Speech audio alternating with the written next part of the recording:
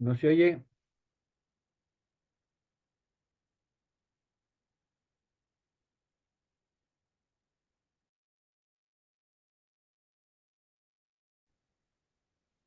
Bueno, tengan todos muy buenos días, mis hermanos. Perdón por los problemitas del audio. Miren, hoy vamos a estudiar el primer libro de Crónicas, ¿verdad? Que estamos estudiando en el capítulo 24. Y vemos que Dios está haciendo algo interesante a través de David y los sacerdotes. Vemos que ellos están retomando el servicio a Dios. Vemos que se están organizando para hacerlo de una mejor manera. Y este capítulo es crucial para esto, para entender un poquito mejor lo que tiene que ver con la organización. ¿Ok? Lo primero que tenemos que saber, y creo que todos lo sabemos, es que Dios es un Dios de orden. ¿Ok? Y Dios siempre quiere que le adoremos, siempre quiere que le sirvamos con un corazón sincero, con un corazón real, algo que sea nuestro, ¿ok? Con nuestras emociones, con nuestras mentes y nuestros corazones, nuestras personalidades. Pero sobre todo Dios quiere que le adoremos y le alabemos con orden. A Dios le gusta eso, ¿ok? Y fíjense que este capítulo, ¿verdad? Para los que lo leyeron, vemos que hay grupos, o sea, se organizaron por grupos y turnos para que el servicio a Dios en el templo fuera realizado de una manera adecuada y de una manera eficiente y que nunca cesase de el servicio a Dios de parte de los sacerdotes. ¿Ok? Y lo primero que podemos aplicar de esto es que este principio lo podemos llevar a nuestras vidas. ¿Ok? Organizarnos de una mejor manera en nuestras prioridades, en nuestras casas, y así podemos ser más efectivos en nuestro servicio a Dios, nuestra vida devocional a Dios, en nuestro servicio a nuestras familias, nuestros hermanos y demás personas con las que podemos compartir a diario. Ok, es lo primero, la organización y el orden que va imperando en este capítulo. También podemos ver el servicio en unidad. Ok, recuerden que el sacerdocio estaba en la familia de Aarón, en sus hijos, y recordemos que hubo dos hijos que murieron, ¿ok? Entonces quedaron Eleazar e Itamar. En el tiempo de David, pues se busca que sus descendientes, en este caso a Sadoc y Ahimelech, son los descendientes directos de estos dos varones, eh, sacerdotes. Pero podemos ver que aunque habían dos grupos diferentes de distintas familias, e incluso había una que tenía 16 grupos y había otra que tenía 8, ¿ok? Pero eso no significaba que no iban a trabajar de una manera ordenada, de una manera adecuada, ¿ok? Y aquí también nos enseña la importancia de trabajar en unidad, en armonía. Nosotros formamos parte del cuerpo de Cristo y Pablo nos llama mucho la atención a eso, a que debemos por todos los medios trabajar en unidad y en armonía, reconociendo que primero es la unidad y segundo es mi personalidad. Primero es Dios y el servicio a los demás y luego mi ego y todas esas cosas que debería ir muriendo diariamente para el Señor. ¿Ok? Tenemos un rol y una forma de trabajar cada quien, pero todos somos necesarios. Todos somos necesarios y nos necesitamos unos a otros. Pablo lo dice, pues hay miembros que son fuertes, hay miembros que son débiles, hay miembros que son decorosos y otros que son menos decorosos, pero todos nos necesitamos, ¿ok? Todos somos indispensables en el trabajo, en el servicio al Señor. El hecho de que unos hagan unas cosas y otros hagan otras, no quiere decir que unos sean más importantes para Dios, porque al final Dios murió por todos. Jesús nos redimió a todos. Y podemos ver que se separaron en grupos, dice que echaron suertes para que no hubiese, y eso es importante, eh, un grupo más favorecido con otro, pues no hubiera preferencias en, en, en el servicio. ¿Ok? Entonces vemos el orden y vemos el servicio en unidad. Y por último, pero no menos importante, responsabilidad y obediencia. ¿Ok? Aquí podemos ver cómo cada grupo iba a cumplir sus servicios según lo establecido por David en ese momento. Sin embargo, el verso que nos decía ahorita en la presentación, que era algo que ya se había establecido. ¿Ok? Y podemos ver que David está haciendo bien su trabajo.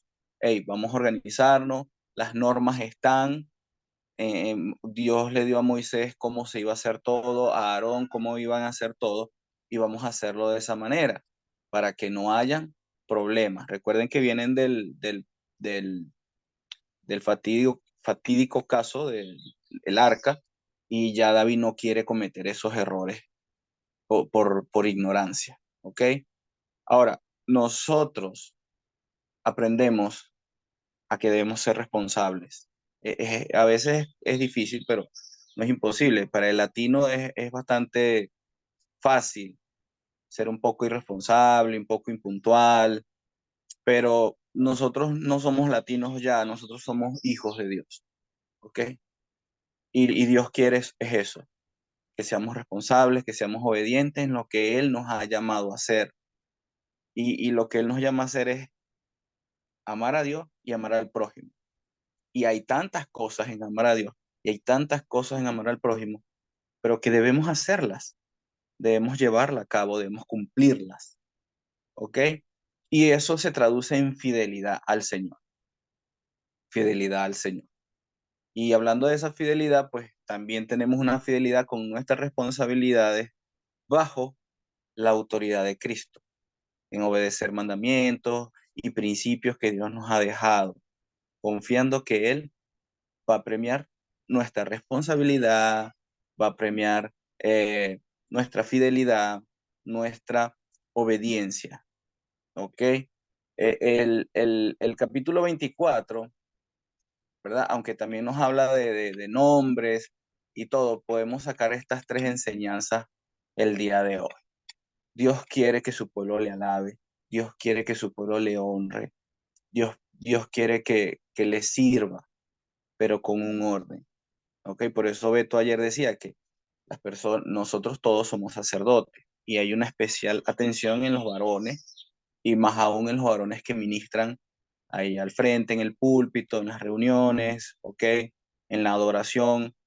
Hay personas que creen que el director de cantos debería ya ser un anciano y tiene sus argumentos, pero lo que a Dios más le importa del director de cantos, de oración, de cena, de ofrenda, de predicación, de una enseñanza en alguna reunión, en alguna casa, es que le honre, es que le ame y esté dispuesto a mostrar la misericordia y el amor de Dios a todos.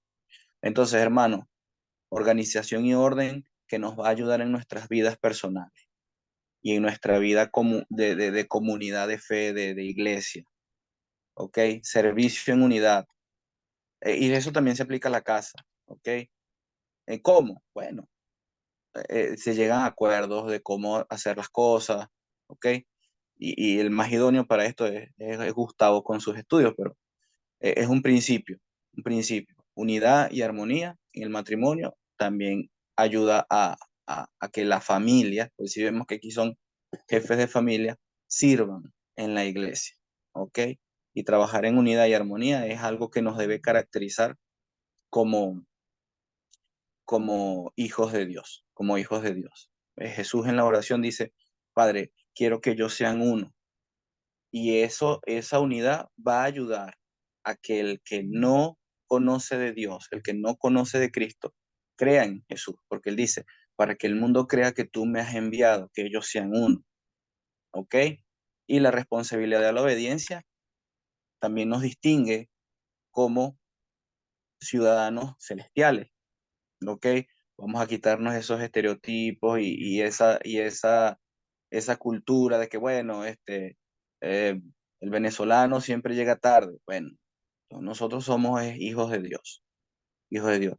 Y quiero enfatizar un último punto que aunque no está descrito en el capítulo como tal, podemos hacer mención en que lo que decía la placa del sumo sacerdote era consagrado a Dios o santidad a Dios.